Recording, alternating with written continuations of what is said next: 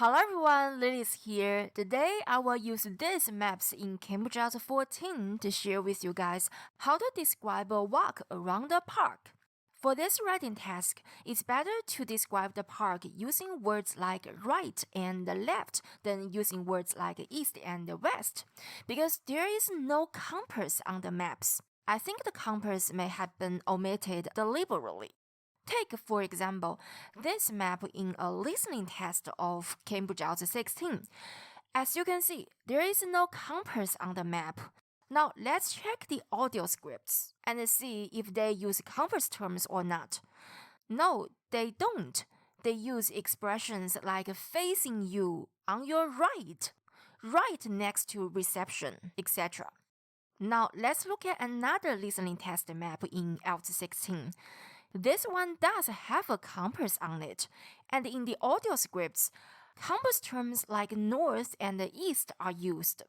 So I do believe that when there isn't a compass on the map, it's better not to use compass terms to describe locations. I'm not saying it's wrong to use compass terms when the compass is missing. But when it comes to IELTS, you have to consider which way is better, which way allows you to get a higher score. For this writing task, I think it makes more sense to use words like right and left to describe a walk around the park. So in order for us to use right and left to describe locations, we need to first say where we are. Of course, we enter the park from one of the three entrances. That is to say, we need to first describe the three entrances. So details paragraph 1 will be about the entrances. In details paragraph 2, I will describe the changes to the central and the right parts of the park. And in details paragraph 3, I'm going to describe the changes to the left side of the park. Now the three entrances. These two entrances are still the same. So we can say that the park's two entrances on Arnold Avenue and Eldon Street have remained the same. The tricky part is this car park. Where is its entrance? Since we haven't said that we are here, it's inaccurate to say that its entrance is on the right side of the park. We need to use Eldon Street as a reference point.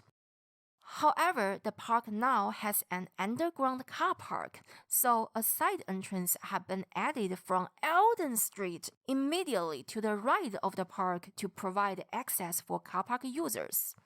The entrance is on the right side of the park only when you view it from Eldon Street. If you view it from Arnold Avenue, it will be on your left. Here's another way to say it.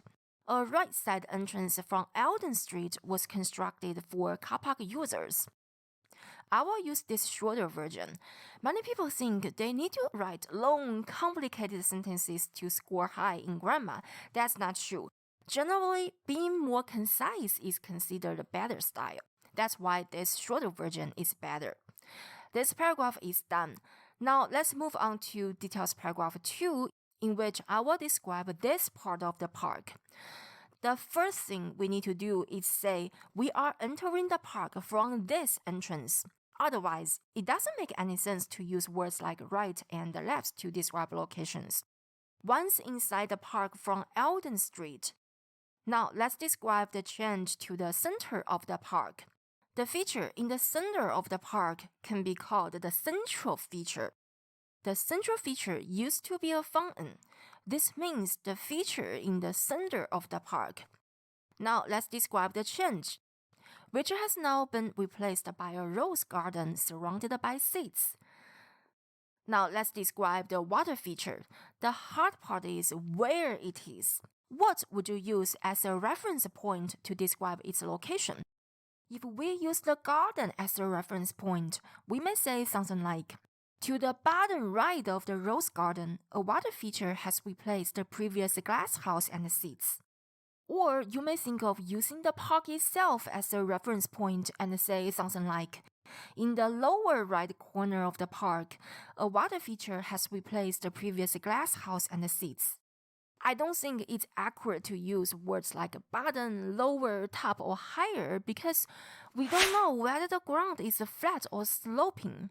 I think it will be much more clear if we use this entrance as a reference point. To the right of the Eldon Street entrance, a water feature has been added, taking the place of the previous glass house and the seating area. Please pay close attention to the verbs I used to describe the changes. Some teachers give students a list of verbs to use. Let me tell you, they don't work here. So why don't phrases like knock down and tear down work? This is because we can't tell from the maps what happened to the old features. Maybe they were burned down by fire. People, machines, storms, and tide waves can knock down or tear down buildings, but a fire can't. A fire burns down buildings. Now, what's wrong with words like turn, convert, or transform? Again, we can't tell from the maps what happened to the old features. For example, was the stage for musicians converted into an amphitheater using much of the original material? Or was it completely removed and a new building was built? There is no way that we can tell from the maps, so I think it's best to avoid using these verbs. Instead, use replace, give way to, give place to, or take the place of. Now, let's describe the changes to these two features. I think it's much easier to group them together to describe than to describe them one by one. A cafe and a children's play area now occupy the space where the rose garden and the water plants pond used to be. Now let's add their location, opposite the water feature. Pay attention to how I use the which and the where clauses to describe the changes. Which has now been replaced by a rose garden. Occupy the space where the rose garden and the water plants pond used to be. This paragraph is also done. Let's move on to details paragraph 3, in which I will describe the left part of the park. I explained earlier in the video that it's better to avoid using verbs like turn or convert. Let me show you some super cool verbs. The park's left side, which previously housed the stage for musicians, now features an amphitheater. Apart from these two verbs, also pay attention to how I use the adverbs previously and now to show the change. Previously housed, now features. Previous or previously can be very useful when describing changes. Remember how we described the glass house? Taking the place of the previous glass house. Now, how can we deal with the remaining features? If you focus on the first map, you may not know how to deal with them because there are just so many things there. You definitely don't want to describe the locations of all the remaining features on the first map. But if you look at the second map, things immediately become clear. There is nothing on the second map except this rose garden. The only unchanged feature in this area is the rose garden on the Arnold Avenue side. Here, I think it's best to use Arnold Avenue as a reference point. If you describe the relative location of the rose garden to the amphitheater, you probably need to use words like above. The only unchanged feature in this area is the rose garden above the amphitheater.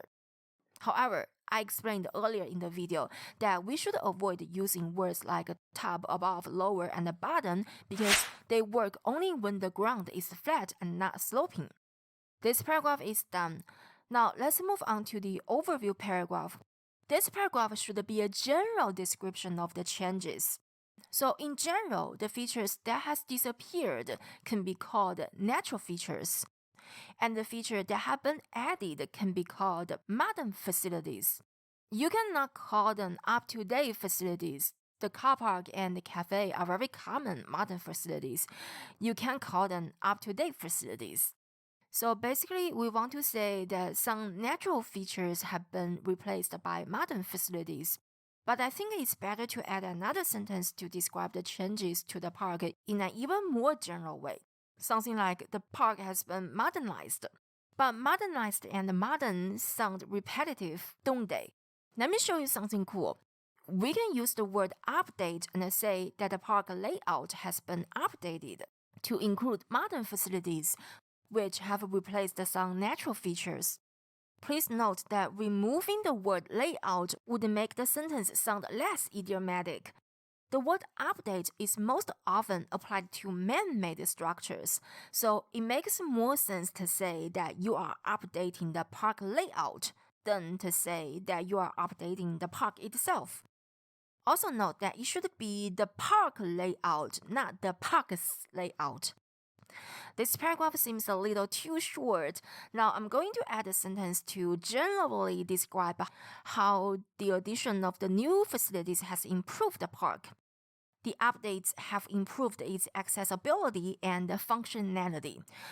The car park has improved the park's accessibility, and the other new facilities have made the park more functional. Finally, let's finish the introductory paragraph, which should be a paraphrase of the original text. It's hard to change the individual words. I think what we can do is add this additional information to our paraphrase. The maps show a public park called Grange Park when it initially opened in 1920 and how it looks now. So I added the name of the park to my paraphrase. I also changed the first to initial. And here I used the how clause instead of a noun phrase. The entire essay is done. Now let's summarize how to describe changes. 1. When you cannot tell from the map how an old feature disappeared, it's best to avoid using verbs like knock down, tear down, turn into, convert into, and transform into. Instead, use these expressions to describe changes. The stage for musicians have been replaced by an amphitheater. The stage for musicians has given way to an amphitheater. The stage for musicians has given place to an amphitheater. An amphitheater has taken the place of the stage for musicians. The park's left side, which previously housed a stage for musicians, now features an amphitheater for concerts. 2.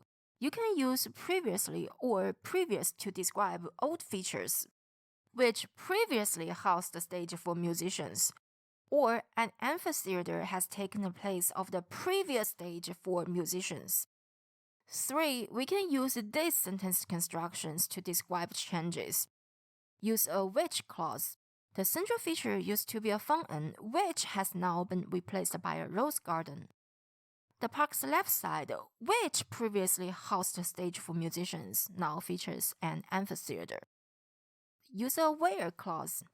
A cafe and a children's play area now occupy the space where the rose garden and the water plants pond used to be. Use a participle clause. To the right of the Alden Street entrance, a water feature has been added, taking the place of the previous glasshouse and the seating area. 4. Choose a good reference point when describing locations. For example, when describing a water feature, I used this entrance as a reference point. To the right of the Alden Street entrance, a water feature has been added. And when describing this garden, I used this entrance as a reference point. The only unchanged feature in this area is the rose garden on the Arnold Avenue side. And don't forget to group some features together to describe to avoid giving too many details. Here's the entire essay.